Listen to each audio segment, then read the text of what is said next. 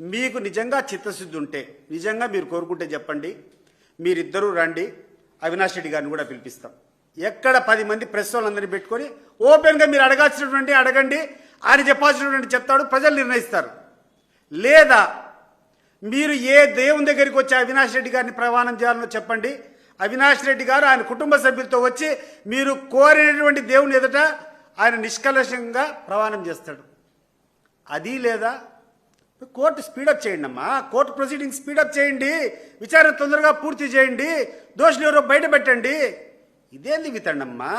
చంపినోళ్లకు ఎవరైతే వివేకానంద రెడ్డి చంపినాడో ఆయనకు ఆ లూద్రా అడ్వకేట్, ఎవరైతే సునీతమ్మకు సంబంధించినటువంటి కేసులన్నీ కూడా సుప్రీంకోర్టులో వేయాలంటే ఇదే సిద్ధార్థ లూద్రా, ఎవరైతే చంద్రబాబు నాయుడుకు బెయిల్ రావాలనుకుంటారో ఇదే సిద్ధార్థ లూద్రా.